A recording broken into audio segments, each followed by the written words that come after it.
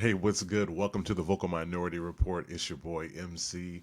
As always, you could have downloaded any podcast in the world, but you're here with me. I appreciate that. Hey, let's jump right into it. We're talking about day 5 and 6 of the Amber Guyger murder trial for shooting and killing unarmed black accountant Botham Jean in his apartment September 6th of 2018. All right, so Friday was pretty incredible. Amber Guyger took the stand. I was a little surprised that she would be or was the first witness for the defense. However, it makes sense because she is the case, right? I mean, there is what else can you put up, or who else can you put up to speak for what happened in this case? This is not one of those murder trials where she people can just speak on her behalf. You have to hear from Geiger if she has any chance of sparing her life. Which, after her testimony, honestly, people, I don't believe she can.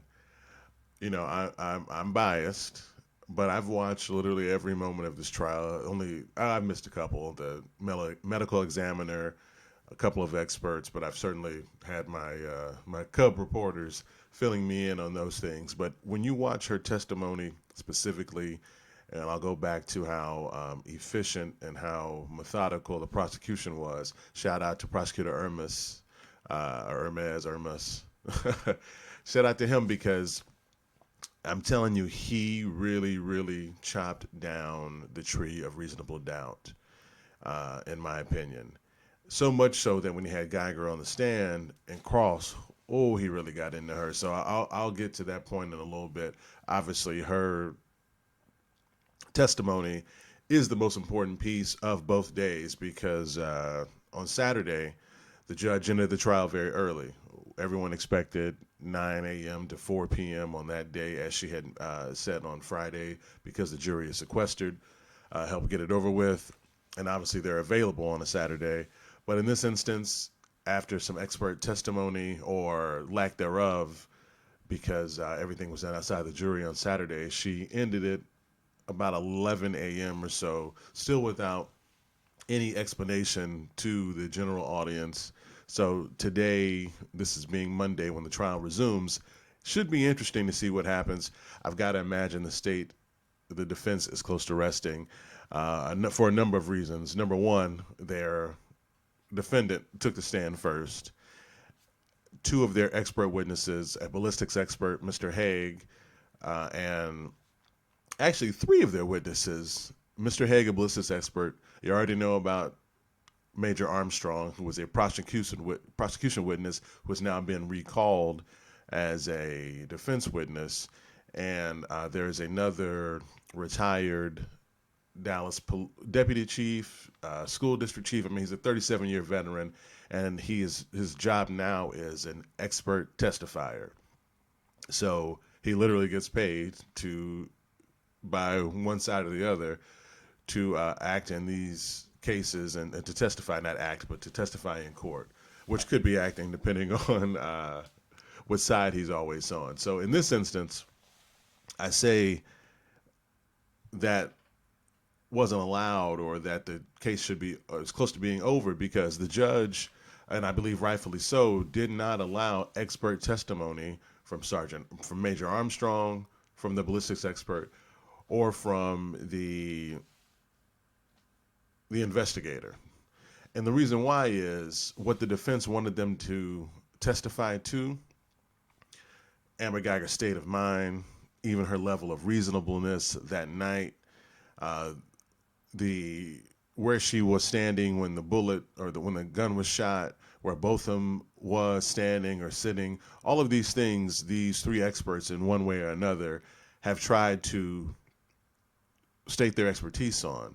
And the judge, rightfully so, has said in a nutshell that you're not an expert on that. You can speak generally about that, what might happen to someone. For instance, if we're talking about the last expert and he was speaking about inattentional blindness. It's somewhat akin to tunnel vision, which is the same thing Major Armstrong was going to speak to. That's probably what Amber Guyger had been experiencing that night. But the judge, again, would not allow that. She only will allow them to speak on their actual experience, or experience that they've gathered in their profession. And I think that's a very prudent decision by her. Obviously, the prosecution agrees, and of course, the defense did not. But that's how these cases go. So we're still, actually, we're probably like heavier on judgments, in my opinion, or that have rulings that have gone toward the prosecution than the defense. But I agree with the ones that have gone against the defense, not just because I think Amber Guyger should be convicted of murder, but when you look at them in totality and you look at what the expert said, for instance, the ballistics expert said that to try to figure out the trajectory of two bullets shot in rapid succession, you would just be using simple logic. And obviously, if you're just using simple logic, then that's not scientific, nor does that make you an expert. Now, he's probably qualified, obviously, to speak on ballistics and other things, but in this instance, he cannot say, for instance, where she was or anything. So he's just speaking generally, right? So I believe that testimony should have been struck. All right, but let's back up and let's get to what everyone was there for, to hear what Amber Guyger had to say when she first took the stand. So it was too much to have her, it was too much. Quite honestly, it was too much. From the cry face to, I don't know if I call that remorse. It seems like acting to me. I mean, if you guys haven't seen some of the clip here, let me go ahead and play this for you so you can check out. Let's get the cans on. All right, so let's play this, and so you can check out a little bit what Guyger had to say, and you just tell me if you think she's being genuine here. Amber, let's talk for a minute about when you were in that apartment, facing what you believe to be a threat.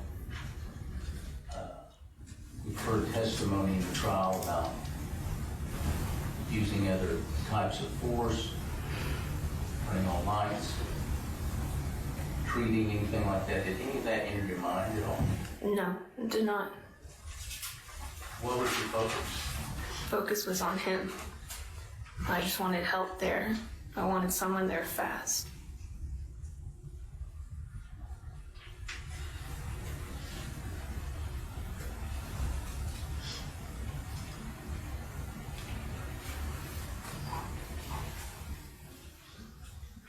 You loved your job as a police officer. I did. What did you love about it? Judge, I object to relevance. It's the same.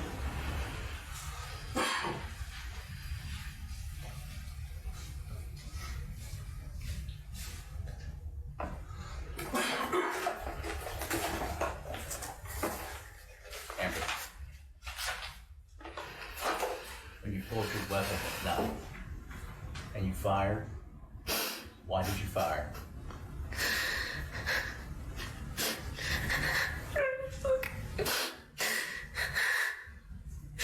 So I was scared. I was scared this person's apartment was gonna hurt me. You guys have got to see this face. Sorry.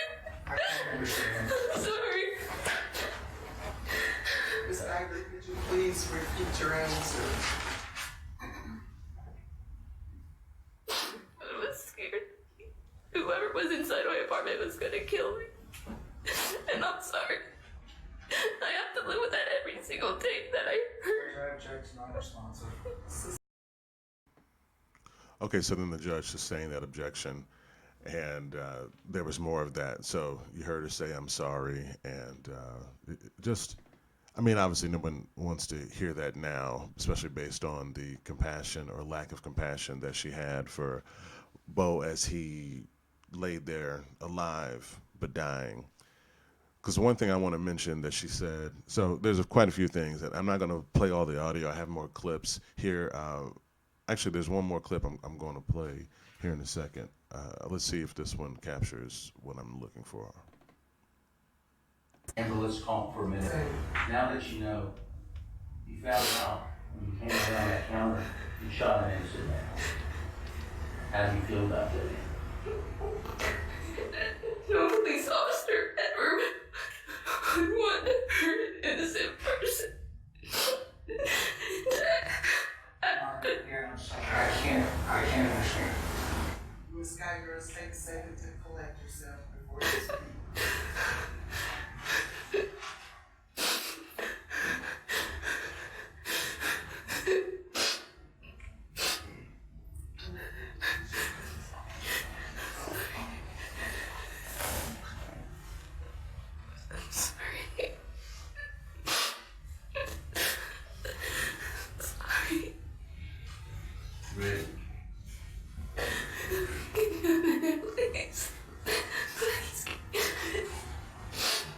All right, let's go back.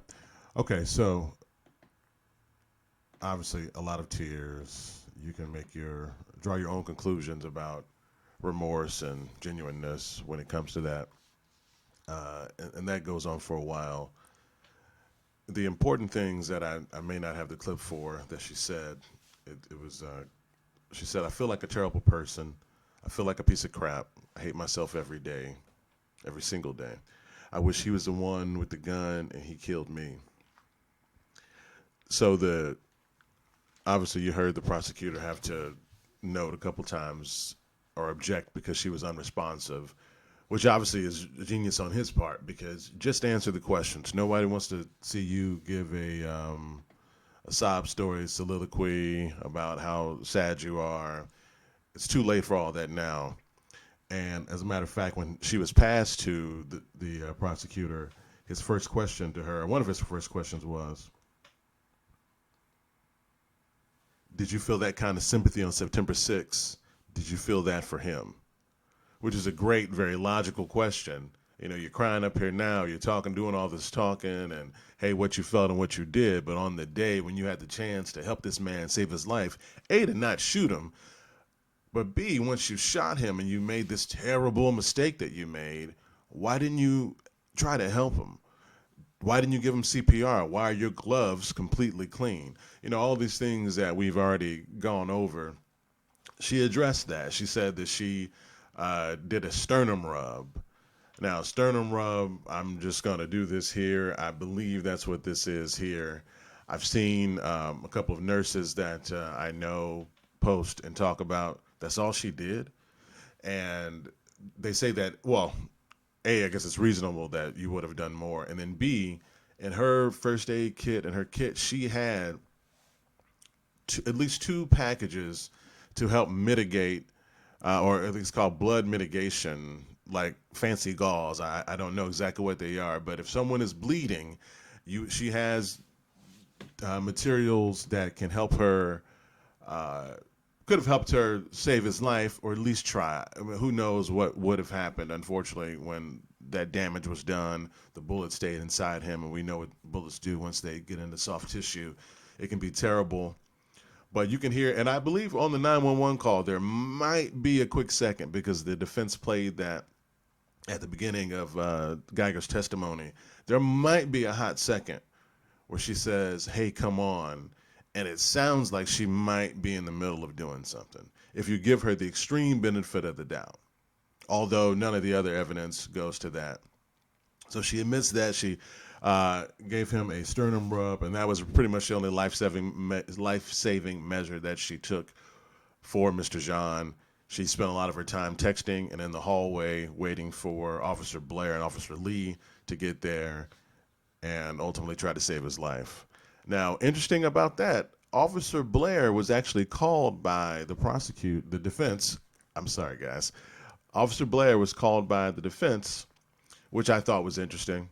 Now, obviously, a person doesn't get to decide whether or not what side they want to testify for. I believe you show up when you're summoned, and that's how it works. And he might be a great, very honorable cop. Obviously, he tried to save Botham's life, so I can't say anything too critical about him. But he was clearly brought on the stand to testify to his actions and what he would have done. Were Amber Guyger's actions reasonable? And so there was a lot of exchange between him and the defense attorney about pulling your gun and your weapon and in a burglary situation. And he made the point that, he would have to assess the situation first to figure out what he would do. But he would not explicitly say, like, let's say Officer Michael Lee did and a couple other folks, just speaking procedurally, even Martin Rivera, regarding pulling your gun, taking other actions. Officer Blair did say something to the effect that he might act and enter, depending on whether or not he had his assessment of the scene. But as we know, this was not a robbery. This was not her apartment, despite how the defense wants to. It was so weird. Amber Guyger, when she was testifying, she kept saying my apartment, and the defense kept saying my apartment. It's like I keep saying prosecution and defense missing them up. But I can't believe that the prosecutor, who was objection happy as he should have been, did not object to that the apartment being characterized as her, because the more you call it her apartment, the more you call it this mistake, the more onus you put on Botham Jean to have done something to save his own life, to protect himself. Guyger's claim is that she got to the door, it was ajar, she put her key in, she heard movement, and then she prepared herself to take his life. Now, a few things here, right? We know there's only one red mat between the third and fourth floor. I've got a really good picture. I'll post it tomorrow on tomorrow's episode. I've got a really good picture, though, but there's one mat, third and fourth floor, one red mat. Someone even said in later testimony, you're not even supposed to have them. So maybe that's why there was only one red mat. And she was standing on top of it. I just want you to let that soak in for a second. Amber Guyger had to be standing on top of the red mat. Have you ever gone to someone's house, your house, and not paid attention to the mat? I mean, maybe I'm just more observant, but I notice when people get new mats. Maybe not all the time, but you're standing on it, and it's bright red. Okay, so you're standing on the mat. She had about, let's say, 30, 40 pounds of gear in her left hand, right hand free. So this was used by Toby Shook, former prosecutor for Dallas County. I told y'all Toby Shook. I mentioned him a couple episodes ago. He's the one that cross-examined her. Toby's got a bad attitude and don't give a fuck.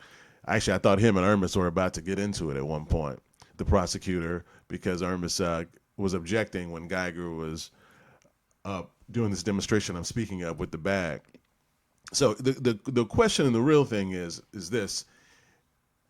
Doesn't she do that every day? So, I mean, she carries gear in every single day. That's the part that gets me. Whoa, man, we are going crazy with the click. Sorry. But that's the part that gets me. She does it every single day. So she gets to the door, hands full, hears movement, walks through the door, opens the door, says Botham is back by the back window, and takes steps. She yells, "Let me see your hands. Let me see your hands." He says, "Hey, hey, hey." And then she blows him away.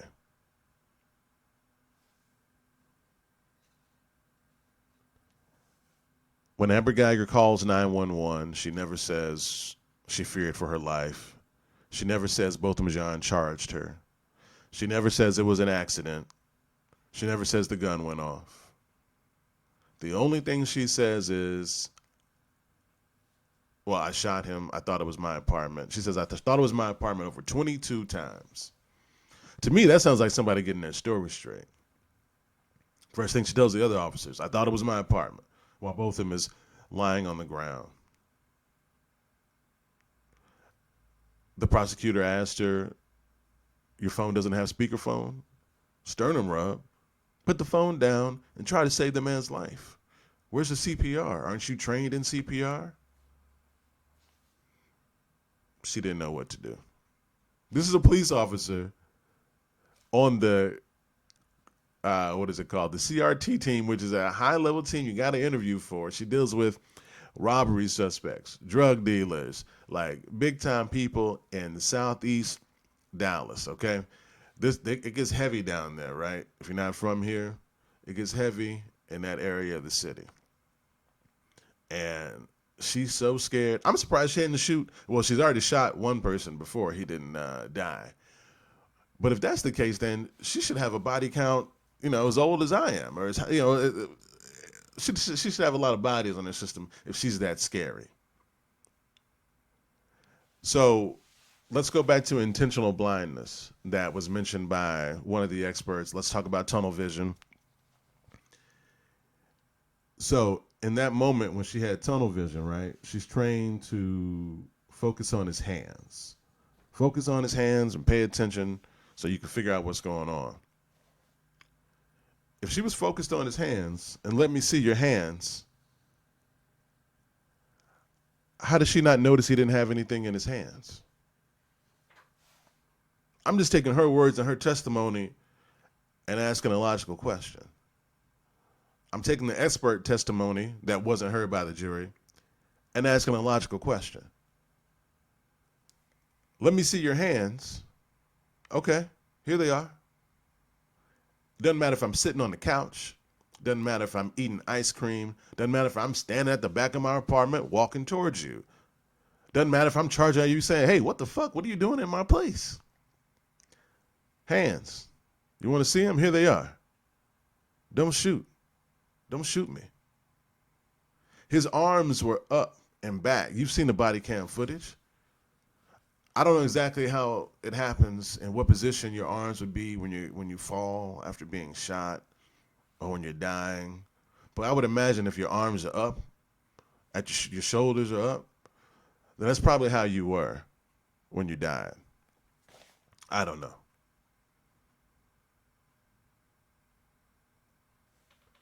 All right, I just want to go over here and see if there's anything I've left out from Friday after her testimony. The prosecutor did a masterful job. He got her to admit that she intended to kill Botham Jean. And that's one thing I want to speak on too real quick. You know, there's so many people, angry white people, a lot of them, who want to keep telling me and others that she's overcharged and that this is manslaughter.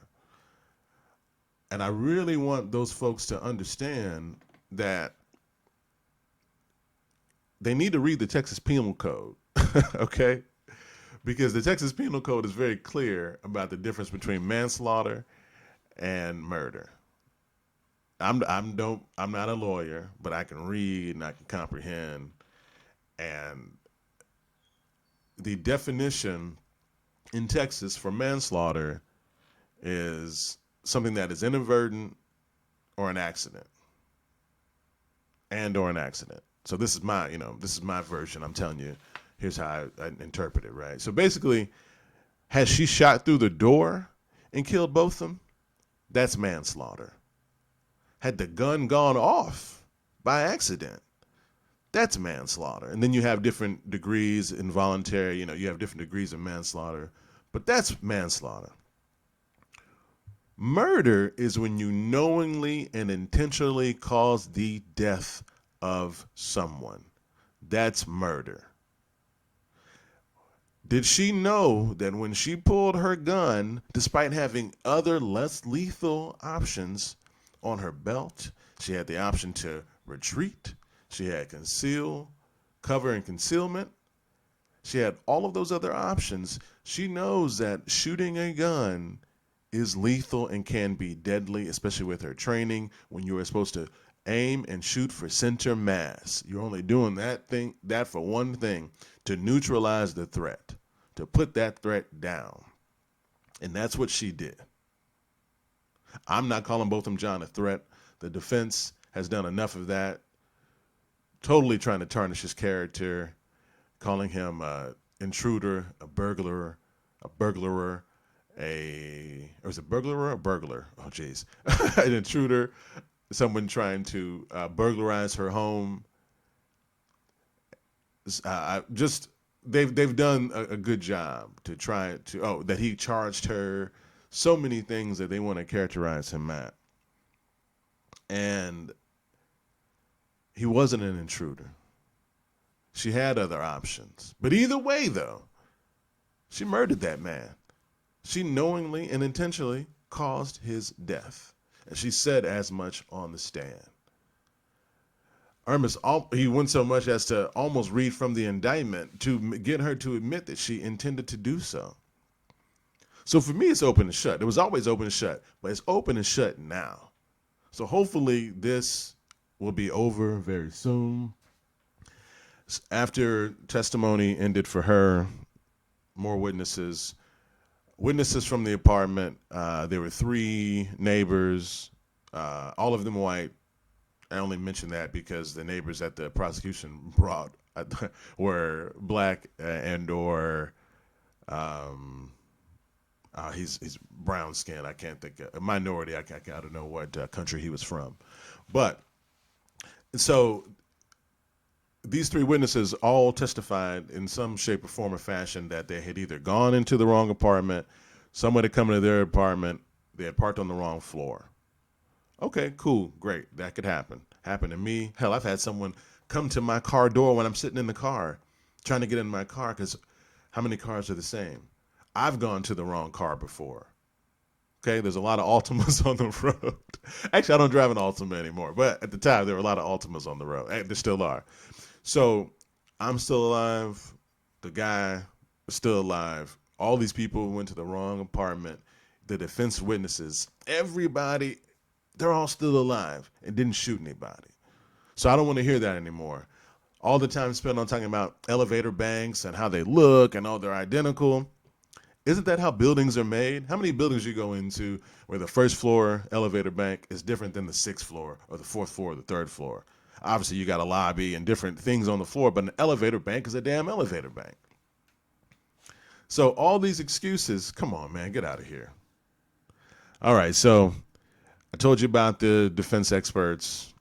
Major Armstrong almost completely neutered in his testimony what he could say in front of the jury about tunnel vision and things of that nature, the amount of stress you feel, the perspiration. I think a lot of us know what the anxiety and what's that word when you're fear or fight, fight or flight, fight or flight. You start to sweat, heart starts to pound, your adrenaline is going. So, you have situational and intentional blindness, deafness, and it may come back to you. Okay, maybe. But only Amber Guyger can testify to that, her state of mind. And as the prosecution said successfully, she's already done that. So we don't need to hear from anybody else who can articulate it better, who the defense can train better, who is paid to testify, who is a trained law enforcement officer. So we don't need to hear from them. And the judge has done a good job there. So I believe today, on Monday, we'll pick up with the expert witnesses, and we'll just kind of go from there. But I believe that this trial's got to be coming to an end very soon. And just like this episode coming to an end, I think we covered everything. If not, I'm going to do a huge recap at some point. There's a lot that I know I've left out in some of these episodes, trying to give you as much as I can remember, check my notes, but it's a very complex case. It's a very complex, easy case. And hopefully the jury gets it right, and hopefully we're almost done here. I had the pleasure last night to attend the Botham Jean Foundation Red Tie event gala to celebrate the life and legacy and 28th birthday, what would have been the 28th birthday of Botham Jean. I believe that the St. Lucians pronounce it Jean or something like that. I'm messing it up. But Botham Jean, 26 years old at the time of his murder, would have been 28. I mean, he's missed 2 birthdays. That's amazing. Amazingly sad. I was glad I was able to be there last night in the house at the gala. I'll bring you the sights, sounds, photos. I talked to Sean King. I talked to Lee Merritt. I talked to Ben Crump. Got some audio from Botham's mother and sister. And it was just a pleasure and a blessing and an honor to really be in that building last night. So stay tuned for that.